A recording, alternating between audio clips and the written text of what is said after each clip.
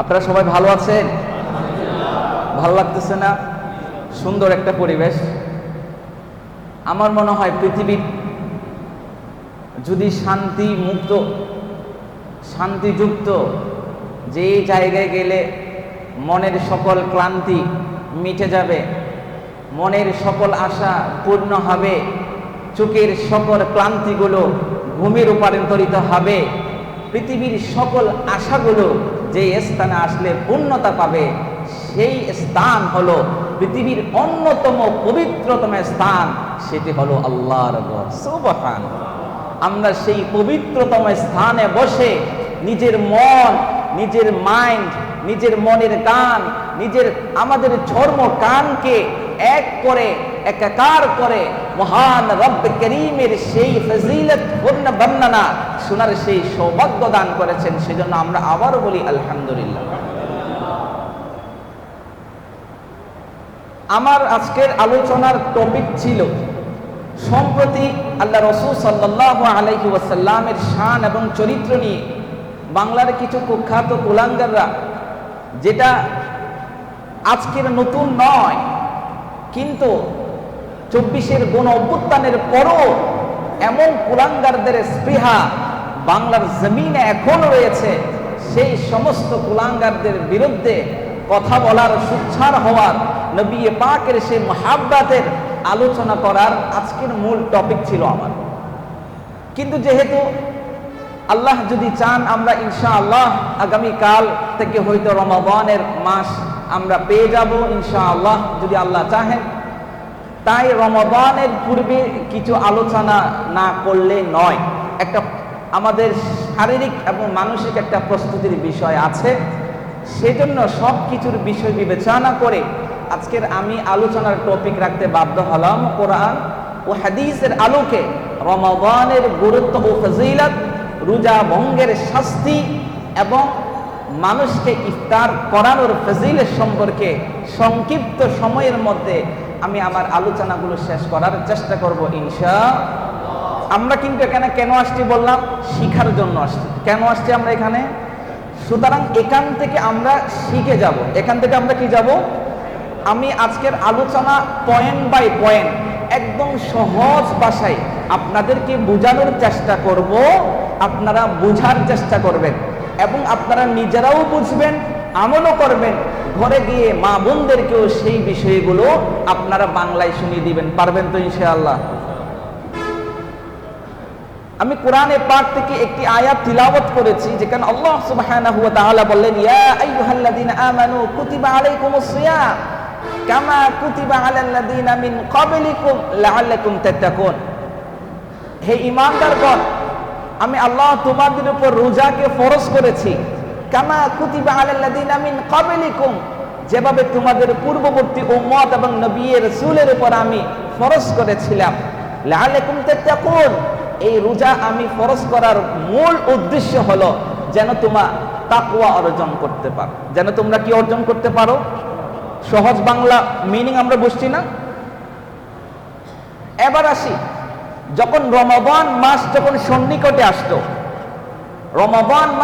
সন্নিকটে আসতো, আল্লাহ রাসূল সাল্লাল্লাহু আলাইহি ওয়াসাল্লাম বিদায় ভাষণের মধ্যে গোটা উম্মতে মুহাম্মাদীকে উদ্দেশ্য করে বলতেন, ইয়া আইয়ুহান নাস قد أظلكم شهر عظيم, হে লোক সকল, এক মহান মাস তোমাদের সামনে আগমন করছে, সুতরাং তোমরা সেই মাসকে কি করো? স্বাগতম জানাও। সুবহান। আমরা এই যে আরবি মাসের যে 12 মাস, মুহররম, সফর, রবিউল আউয়াল, রবিউল সানি, জামাদুল আউয়াল, জামাদুল সানি, রজব, শাবান, মুহররম, জিলকআদা, জিলহজ, এই 12 মাসের 11টা মাসের নামকরণ করেছে আরবরা। কারা? আরবরা। একটা নাম স্বয়ং আল্লাহ সুবহানাহু ওয়া তাআলা নামকরণ করেছেন, সেই মাসটার নাম কি? রমাদান। সেজন্য আমার আল্লাহ সুবহানাহু ওয়া তাআলা বললেন, শাহরু রমাদান আল্লাযী উনজিলা ফীহিল কুরআন। রমাদান মাস এটি এমন একটি মাস, উনজিলা ফীহিল কুরআন, যে মাসে আমি আল্লাহ এই কোরআনকে নাজিল করেছি। সুবহানাল্লাহ। তাহলে রমাদান শব্দের অর্থ কি? রমাদান শব্দের অর্থ হলো রমজুন শব্দ থেকে উৎপত্তি, অর্থাৎ বশীভূত করে দেওয়া, জ্বালিয়ে দেওয়া। হযরত আব্দুল্লাহ ইবনে আব্বাস আনাস রাদিয়াল্লাহু তাআলা আনহু থেকে বর্ণিত, আল্লাহ রাসূল সাল্লাল্লাহু আলাইহি ওয়াসাল্লাম বলেন, ওয়া ইন্নামা সুমিয়া রমাদান লিআন্নাহু ইয়ারমিদুয যুনুব। আনাস রাদিয়াল্লাহু তাআলা আনহু থেকে বর্ণিত, আল্লাহ রাসূল সাল্লাল্লাহু আলাইহি ওয়াসাল্লাম বলেন, রমাদানকে রমাদান বলে নামকরণ কেন করা হয়েছে? কারণ এই রমাদান মাসে রোজা রাখার কারণে মানুষের সমস্ত গুনাহগুলোকে আমার আল্লাহ জ্বালিয়ে দেয়। সুবহানাল্লাহ। তাহলে আমরা রমাদানকে রমাদান হিসেবে নামকরণের কারণ জানতে পারলাম। তো 2 নাম্বার, এই রমাদানের যে মাস, এই রমাদান যে রোজা, এই রোজা কি শুধু উম্মতে মুহাম্মাদের উপর অবতীর্ণ করা হয়েছে, নাকি পূর্ববর্তী উম্মতেরাও এই রোজা রেখেছে? আমরা সকলে জানি, কামা কুতিবা আলাল্লাযিনা মিন ক্বাবলিকুম, যে তোমাদের পূর্ববর্তী উম্মত এবং নবী রাসূলের উপর এই রোজাকে আমি আল্লাহ ফরজ করেছিলাম।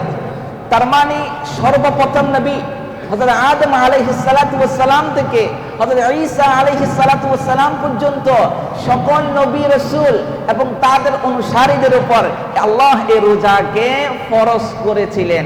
তার মানে উম্মতে মুহাম্মাদের এই কথা বলার কোনো সুযোগ নাই যে শুধু উম্মতে মুহাম্মাদের উপর বুঝি আল্লাহ এই রমাদানের রোজাগুলোকে ফরজ করেছেন, পূর্ববর্তী উম্মতের উপর বুঝি এই রোজা ফরজ করেন নাই, এই কথা বলার স্কোপ উম্মতে মুহাম্মাদের নাই।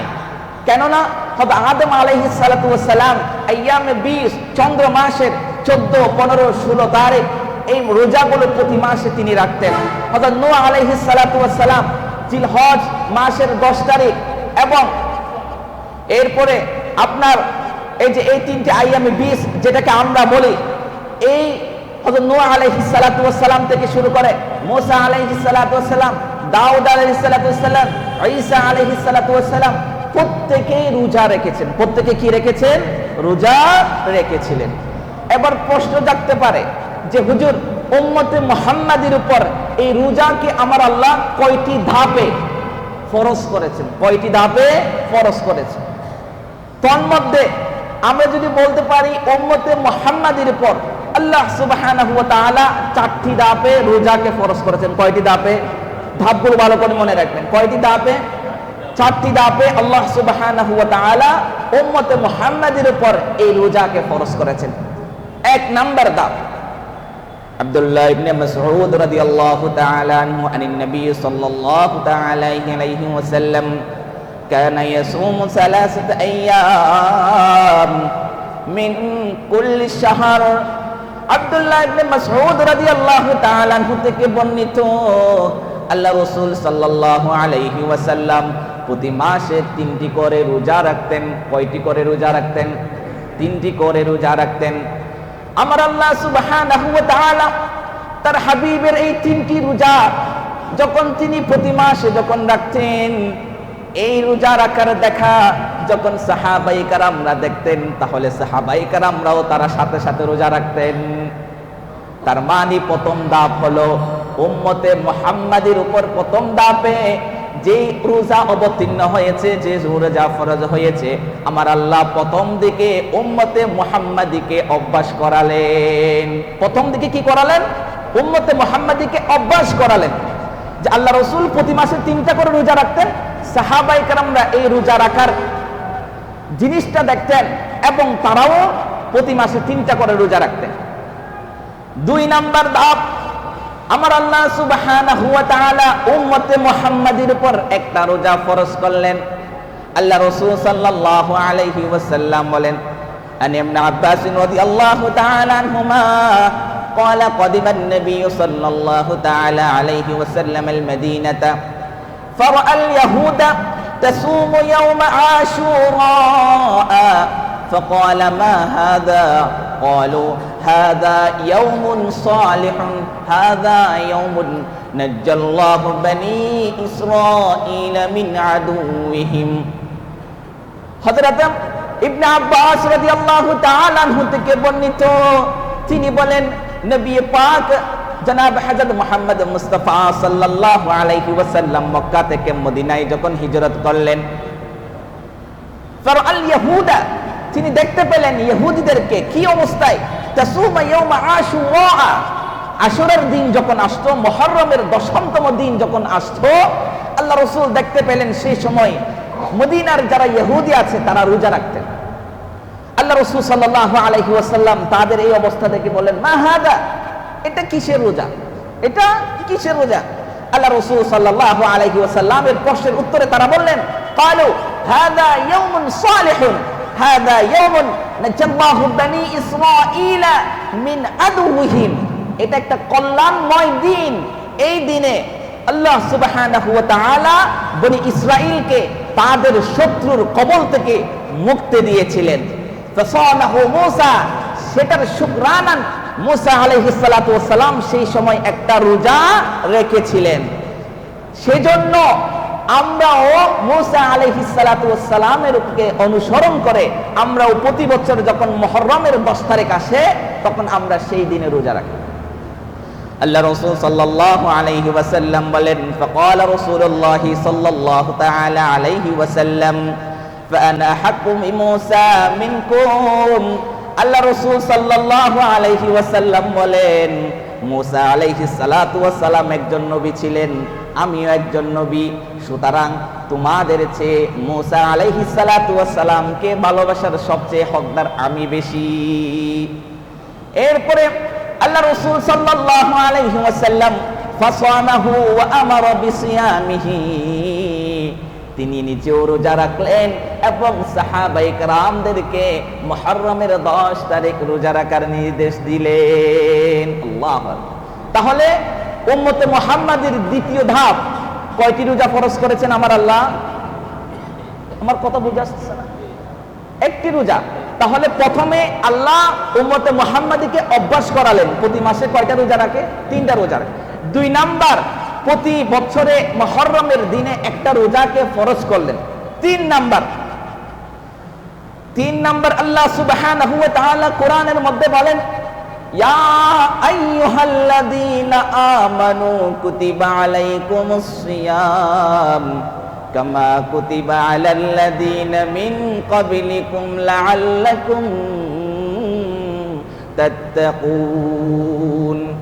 আমার আল্লাহ সুবহানাহু ওয়া তাআলা বললেন, হে ঈমানদারগণ, কুতিবা আলাইকুমুস সিয়াম, তোমাদের উপর রোজাকে ফরজ করা হয়েছে, কামা কুতিবা আলাল্লাযীনা মিন ক্বাবলিকুম, যেভাবে তোমাদের পূর্ববর্তী উম্মতের উপর রোজাকে ফরজ করা হয়েছিল, লাআল্লাকুম তাত্তাকুন, উদ্দেশ্য কি?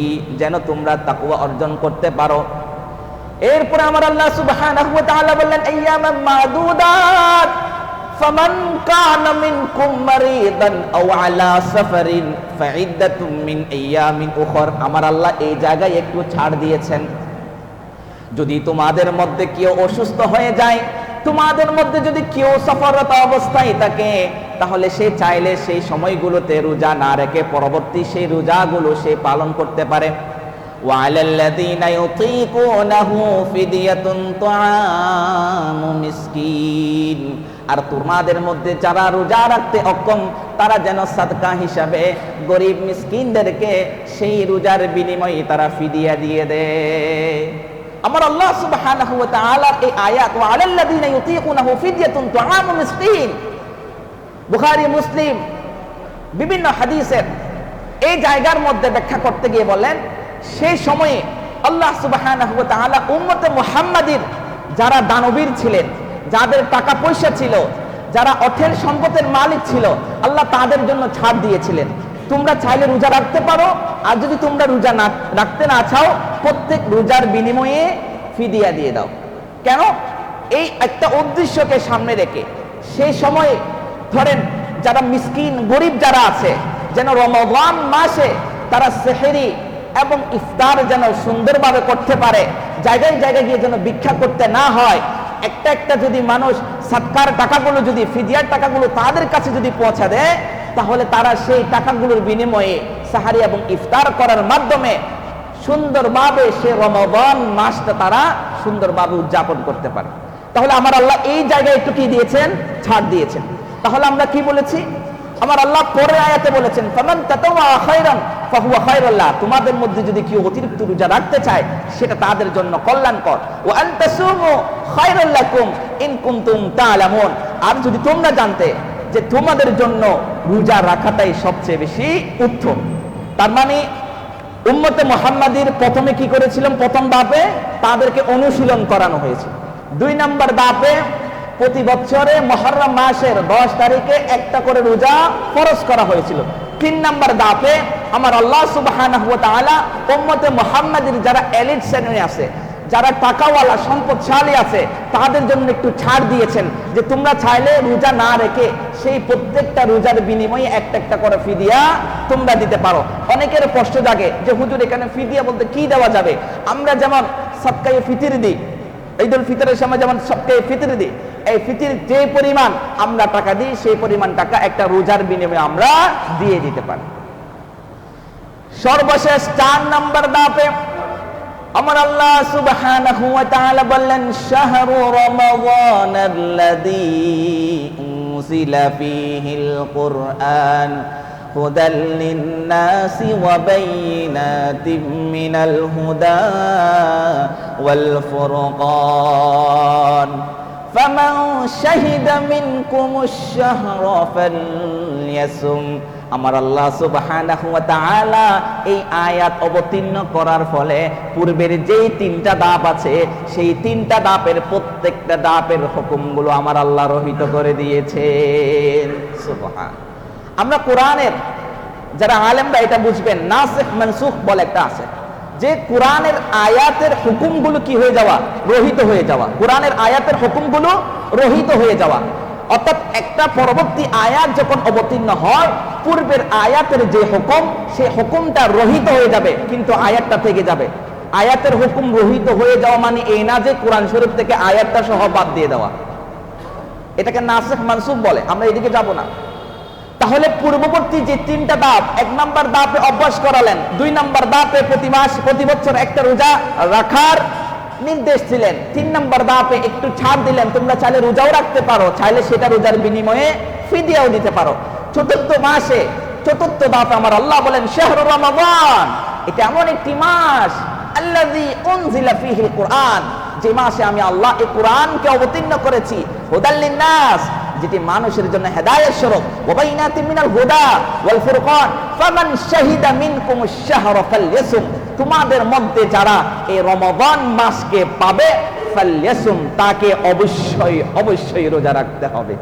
সুতরাং এই আয়াত অবতীর্ণ হওয়ার ফলে পূর্বের যে ছাড়, কিসের ছাড়, যে তোমরা চাইলে রোজা রাখতে পারো আর রোজা না রাখলে ফিদিয়া দিতে পারো, এই যে ছাড়, সে ছাড় আমার আল্লাহ পরিপূর্ণভাবে বন্ধ করে দিয়েছেন। এবং আমার আল্লাহ বলেন তোমাদের মধ্যে যারা আকেল, যারা সুস্থ মস্তিষ্কের অধিকারী, সুস্থ দেহের অধিকারী, এবং তোমাদের মধ্যে যারা মুসলমান, তারা তাদের উপর রমাদান মাসের 30টা রোজা রাখা ফরজ ফরজ ফরজ। তাহলে উম্মতে মুহাম্মাদীর উপর কয়টি ধাপে রোজাকে ফরজ করলেন? 4টি ধাপে। 1 নম্বর ধাপ কি? প্রথম ধাপে আমার আল্লাহ উম্মতে মুহাম্মাদীকে অভ্যাস করালেন। আল্লাহ রাসূল সাল্লাল্লাহু আলাইহি ওয়াসাল্লাম প্রতি মাসে 3টা করে রোজা রাখতেন, সাহাবায়ে কেরামরা সেটা দেখে তারাও রাখতেন। 2 নম্বর ধাপে আমার আল্লাহ সুবহানাহু ওয়া তাআলা প্রতি বছর মুহররম মাসে একটা করে রোজা রাখতেন, সেই রোজার নাম আশুরা রোজা। 3 নম্বর ধাপে আমার আল্লাহ ছাড় দিয়েছেন, তোমরা চাইলে রোজা রাখতে পারো, যাদের টাকা সহায় সম্পত্তি আছে, যাদের হোটেল সম্পত্তি আছে, তোমরা চাইলে রোজা রাখার পরিবর্তে প্রত্যেকটা রোজার বিনিময় হিসাবে ফিদিয়া দিয়ে দিতে পারো। 4th বারে আমার আল্লাহ সুবহানাহু ওয়া তাআলা বললেন পূর্বের যত তোমাদের জন্য অপরচুনিটি ছিল, পূর্বের যত সুযোগ সুবিধা ছিল, আমি আল্লাহ সবগুলো সুযোগ বাদ দিয়ে দিলাম। এখন তোমাদের মধ্যে যারা সুস্থ বালেগ আকিল যারা আছো, মুসলমান যারা আছো, তারা যদি এই রমাদান মাসকে পাও, অবশ্যই অবশ্যই তোমাদের উপর 30টা রোজা রাখা ফরজ। তাহলে এই সুযোগটা নাই। আমাদের সমাজের মধ্যে বিভিন্ন হোটেল রেস্টুরেন্টের মধ্যে দেখবেন লাল কাপড় মুড়িয়ে, এটা মনে হয় কদমতলিতে নাই, এদিকে নাই।